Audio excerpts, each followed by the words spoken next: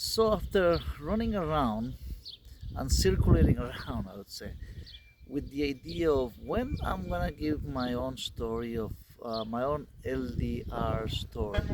So just in case for new, if you're new in the channel, or if you haven't heard that, what is LDR?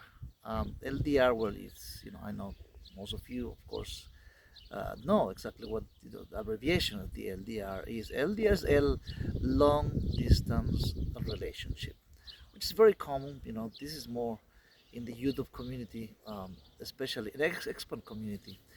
Uh, this term has been used millions of times.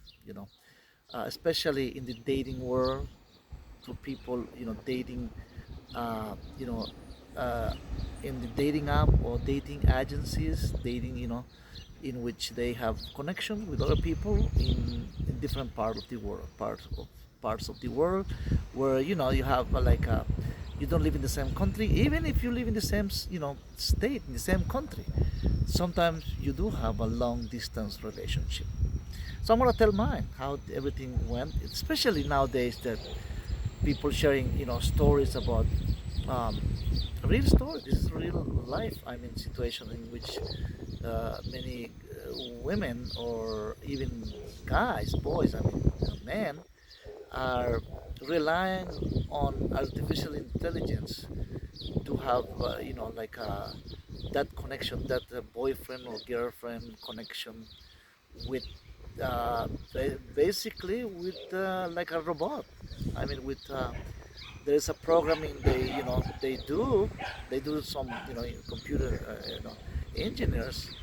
They do programming for, in the computer system, in robotics, how to interact with a with a female who is a robot, basically, and program to tell you, to date you, basically, to talk to you in your everyday activity. If you come from home like, um, exhausted, you'll talk to your girlfriend, which is a robot, basically. I mean, online, in which you get the answers from them.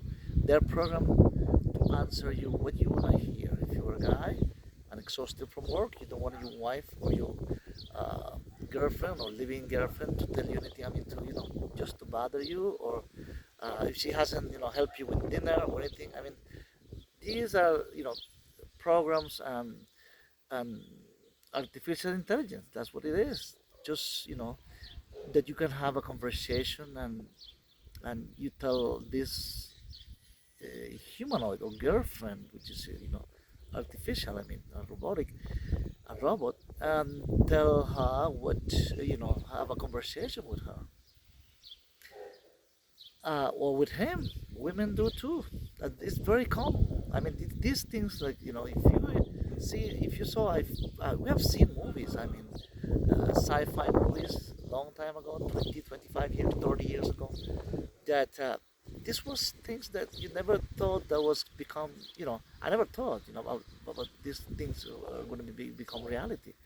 I mean, become real thing, real issue, real life events. I mean, the huge people making news, mainstream media is picking up all this, what's going on with artificial intelligence.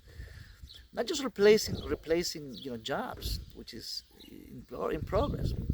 Millions of jobs could be lost this year, 2025. For artificial intelligence, we can just do the same job. I mean, even YouTube channels are activated, are not human. I mean, you can look.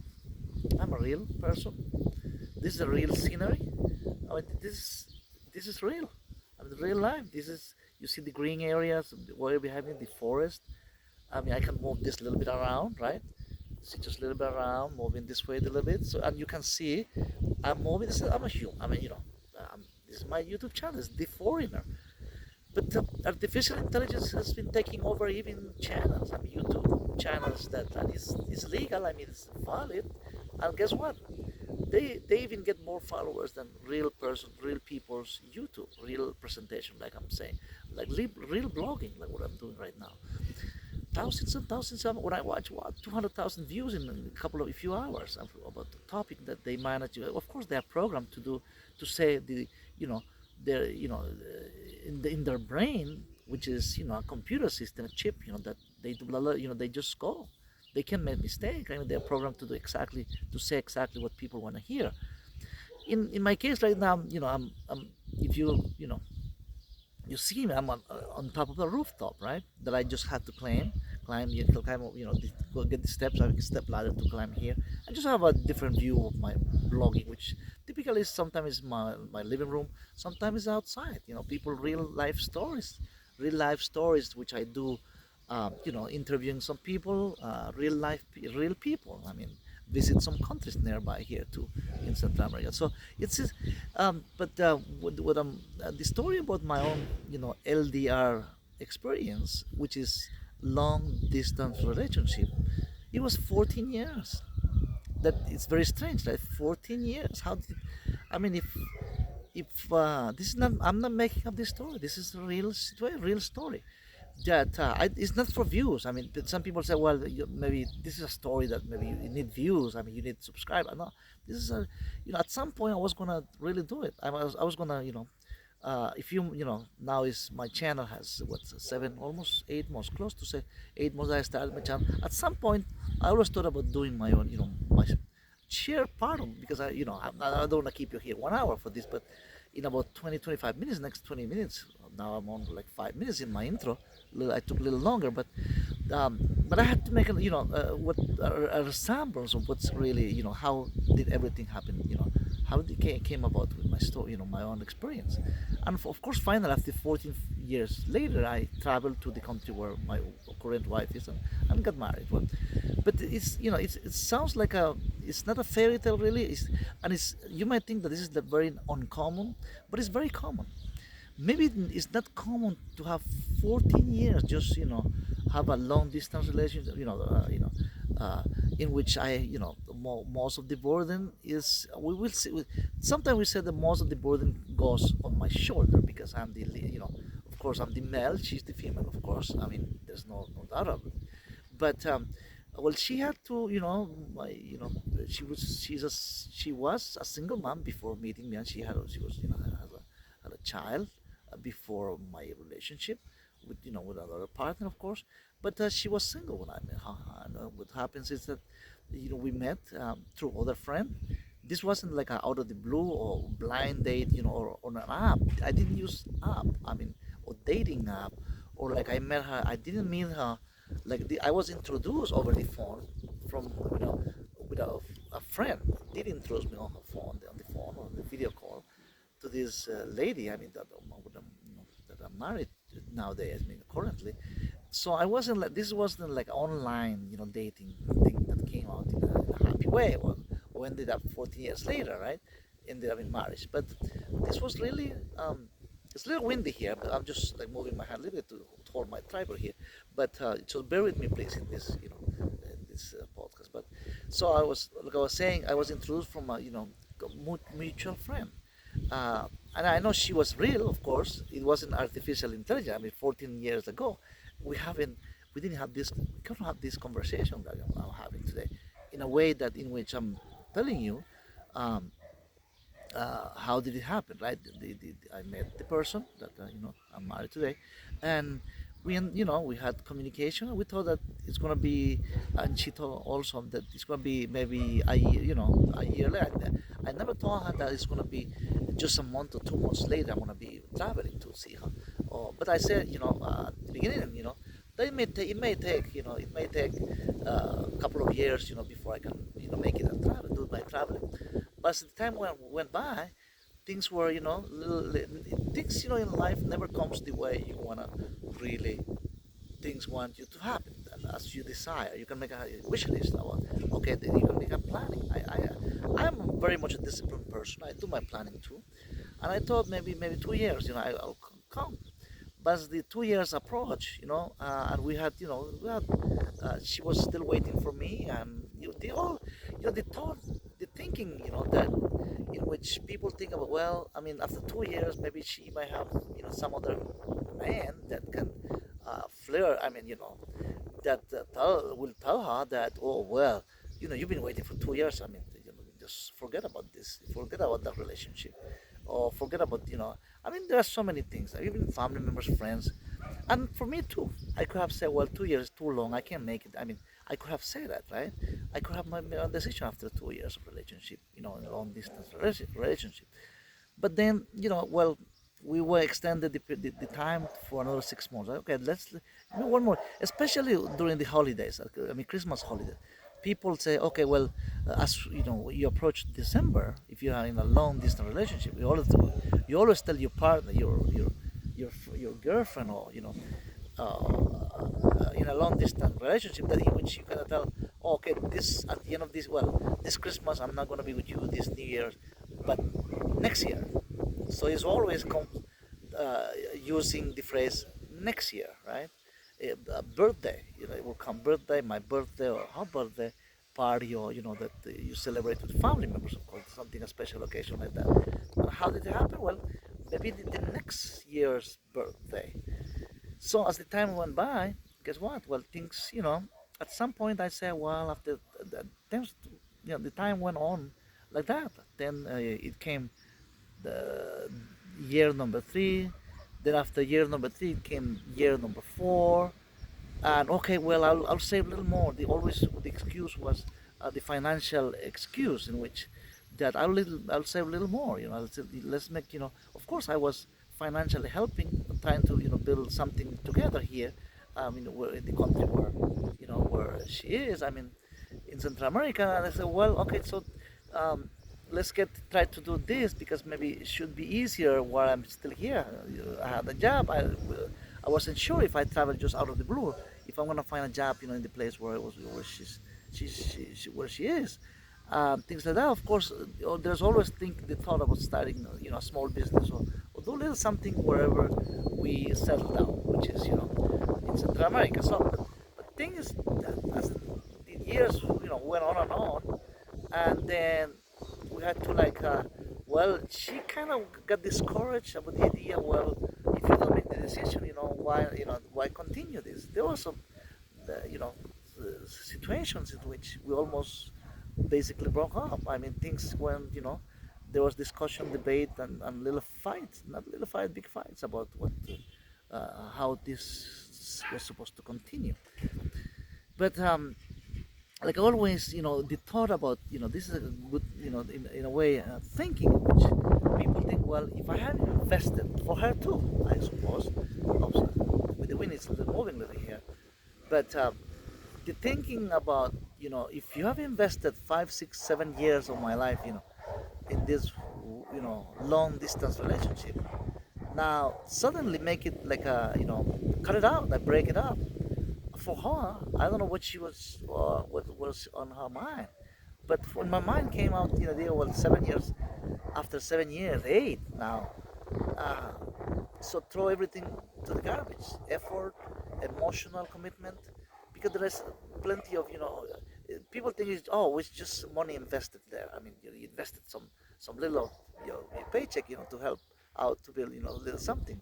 But it's not just help. I mean, it's is emotional, investment, emotional, um, you know, emotional link, emotional attachment, in which even at a long distance relationship, you can build. It's not like just like about in a dating app. It's not the same. That's one of the difference that I want to compare and make it for you, in which when somebody is in a LDR, like in a long distance relationship, let's say you live in the state, in Houston, or LA, California, I mean in New York, and you meet somebody online, somebody you have ever never seen it, right? Only on the computer, in the dating app, right? The profile, and you start talking, and you pay 20, those cheap app, computer app, dating app, you can pay $10 in some cases a month, $20 a month. In now and nowadays, I mean, millions of people are very lonely. You know, I'm not just saying in the States, Canada. I mean, the Western world, even in Latin America. Don't get me wrong. I'm just millions of people are very lonely. Lonely meaning like they broke up with their girlfriend. I had a girlfriend back in the States too. I had, but things went bad, went south, didn't work, and sometimes you get fed up of like trying and trying and trying and do something, trying something new. And I don't blame those guys who or girls. I mean, get fed up with everything and then start a new relationship somewhere in another part of the world. And it doesn't have to be Latin America or Southeast Asia. It could be Europe. It could be a British woman or British man, and a European. So even girls get fed up in the United States or Canada. I mean, or vice versa. It could be from Europe meeting somebody in the States. In the States, people get trying to find online relationship where nothing did work personally. I mean, people you meet at a coffee shop where you're in your locality, something doesn't work. I mean, something people, even childhood, high school buddy, high school friend, high school girlfriend, and your high school sweetheart, that you have a big deception, big, because everything is so, I mean, the pressure in a Western society, especially. I'm not saying everything is in the, happens in the U.S. or Canada or Europe. All I'm saying is that in big cities in Latin America too, if you live in Mexico City, there's a, everything expensive. Don't get me wrong, Mexico City, it could be Manila, Philippines. I mean, the pressure is on. Of course, it's cheaper in Manila. I mean, you can rent like one of the guys was, I was watching says for $600, living in a high-rise apartment, $600 a month apartment that can cost you $2,500 in the States, anywhere, Chicago, anywhere you are, $33,000 apartment. You can just pay $600 in BGC, Makati, all this beautiful district in Manila, and you live, beautiful life. But still, I mean, but that's in the case of some people who are retired or have extra, you have income. I mean, digital nomads, people working with their computers, back in different countries. But if you have to find work, I don't think you're gonna leave those guys that are bragging about they just pay $600 for an apartment. If you work at a bank in the Philippines, in Manila, I mean, it will be hard to make for you at a you know, medium level mid management job. You're not gonna make not even $1,000 most likely, in most cases. So can you, if you're an executive at a bank, a local bank in Manila, making like $800, $900 per month, or even $1,000 a month, can you pay $600 for an apartment? Just that's more than half of what you make. So for local people, it's harder. I know many people. Oh, believe me, there are thousands and thousands of people who are really local people in the Philippines who are making real. They have good jobs. I mean, they're medical doctors. They're executives at the banking system, work in government. I mean, in the private sector, in technology, thousands, hundreds of thousands of people making good. But the Philippines is a country of 100, all close to 120 million people. So there are millions of people who can really not afford. Or, the vast majority of people can't really afford to have that kind of life, like in BGZ or Makati, you have that beautiful apartment at at a gated community. The gated community in the Philippines is just for the privilege, the elite, basically. So as an American, if you move to to the Philippines, it's like you are part of the elite almost. Like if you're making $2,000 income, but back in but this has always have to do, of course, with the LDR. I mean, if you're dating somebody, like I was, for 14 years, it took me like many years to have to make the move. And locally, I won't say locally, thank God, I was still able to, save the relationship. Many things went on, of course. Many things went on in between. Things that, like I say, I'm not gonna keep you, long with this video, but it's possible. That's what it's possible, especially um, it's possible with the real have a that there is a success stories like mine in this case. And I'm not saying everything is perfect, but well, this is my second marriage, and I would say I have to say that too. My first time I got divorced, of course, I had didn't work. We had a son, nice young man, and really, I mean, things didn't work, but we have good relationship. Healthy relationship with my son. Good, I love him. With Well, with the mother, of course, when there is communication needed, well, there is a communication. There could be, there has to be, if needed, right? Only if needed, of course. But things, that's a personal, little personal of my story that I wanted to share today, and especially comparing to, because it's intriguing. Is it really intriguing? Uh, Millions of people, it sounds like I'm repeating again this, but there are millions of people in big cities, especially Houston, I mean New York, Miami. Uh, Sometimes I see videos of people who live, in high-rise apartments. I want, in Miami, or I've been there, done that. I was then years and years, then other many years in New York, and big cities basically, and not just men, but girls too. There is so much going on, and number one, number one thing is loneliness. It's not like there are, of course, people. I don't go to bar. I never, if I went once or twice, long time ago, I mean, I can count with the fingers on my hands. I mean, I'm not. I've never been a bar guy who goes to bar or try to meet someone. And the other thing, I never use online, if I can, if I couldn't find anybody, that's worth it, I mean, that was interested in me, or that really I like at work. I met many people, many, in many jobs. I met many people in at work, at the laundromat. I mean, I do my own laundry as a single person. You know how it is. I mean, everybody does my own cooking, my own, I mean, my own chores and my own thing for a long time, and met many people, female and male, of course, to find that female, that significant other. It's not easy. So the loneliness epidemic is not.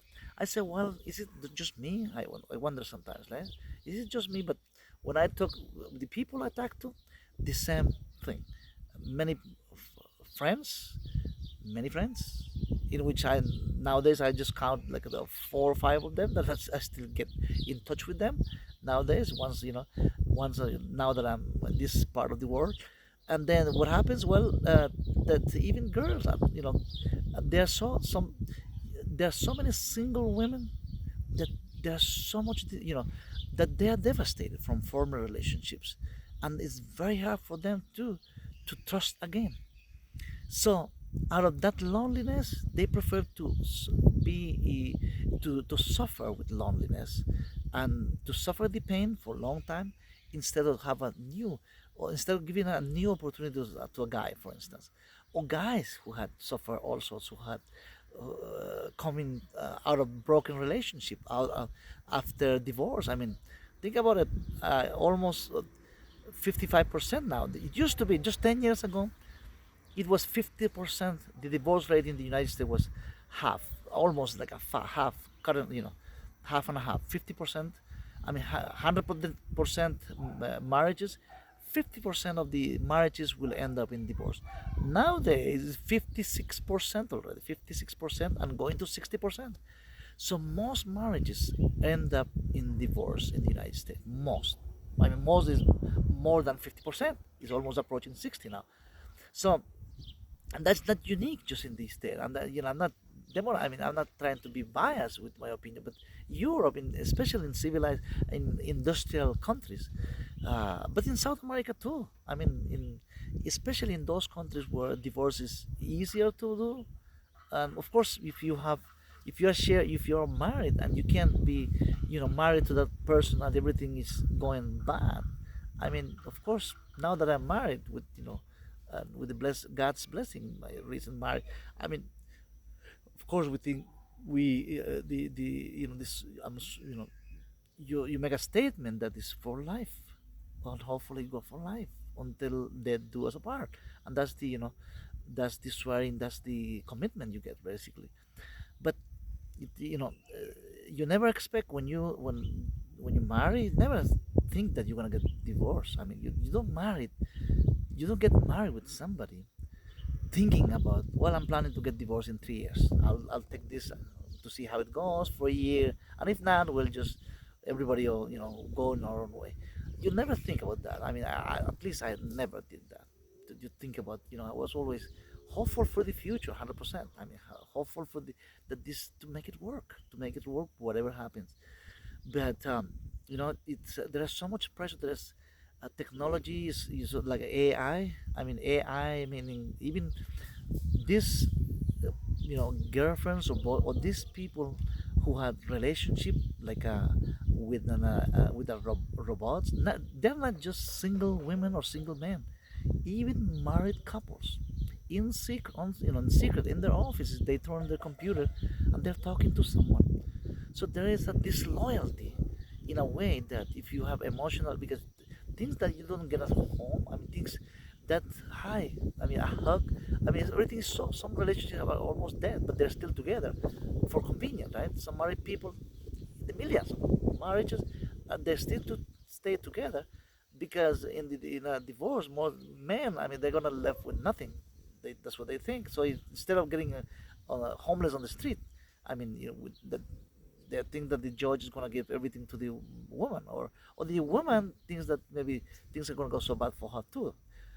So they stay on the relationship with the risk of boredom, with the with the taste on the bad taste.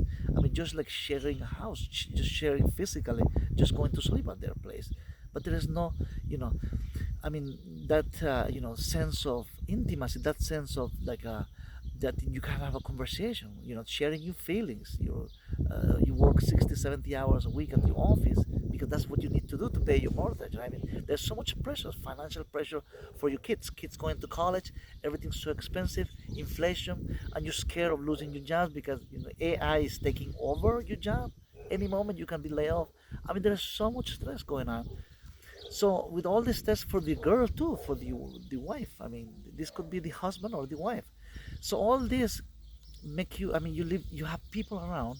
When I say loneliness, I'm not just talking about physical loneliness. I mean, you can be surrounded with people, but you can be so alone. You can the feeling of so lonely, even surrounded by family members, friends, children, and so it's a huge epidemic. Yeah, and that's the reason Mexico and the Philippines, Central America and Costa Rica, there's popular spots for people, after this relationship, not just from the States, United States, but from Europe.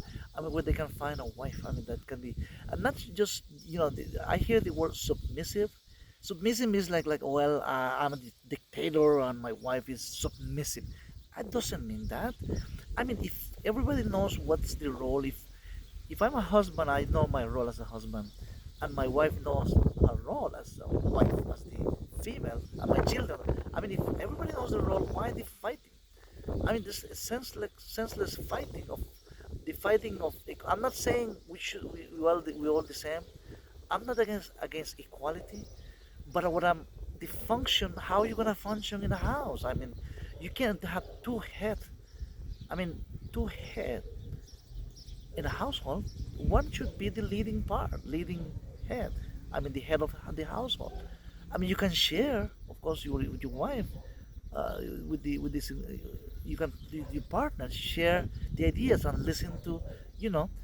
But ultimately, I mean, the decision making part. I mean, I'm not saying if sometimes the female, the wife is smarter, better ideas than men. Men sometimes we are stuck. We are some dumb sometimes, to make decision in some, and come up with ideas for how to lead our household, right? So that's why you have the significant other, you help her. The Bible said, "Es su ayuda idónea." You help her. That's if you go by the Bible. If you are born again Christian, you go by the Bible, and the Bible is not in favor of man. The Bible is that's God's word. That's what you follow the God's word. What it says, not by convenience, but that's part of living a Christian life. That's not the Bible is not against female, against women. The Bible is just the Bible. That's the truth. So we just, and I convey, the one, that if you are on an LDR relationship and you feel like you have been in this relationship for 2 years, 3 years, there is hope. I mean, there is hope that I'm not saying it's a case by case situation. In some situation, I mean, the female at a distance, if you live in the States, the woman lives in Costa Rica, in San Jose, or Argentina, Colombia. I mean, if you're sending just money for, I mean, just before knowing how how really she is. I mean, do you know her surrounding? I mean, her surrounding meaning the family. In my case, I knew the whole family of this one before, even before, prior to meeting her on the, because I knew their relatives when I was back. I was prior in Central America, so I knew their relatives, of course, their family members. And then I met her later on, of course, all that where this friend was, I was introduced to, right, personally.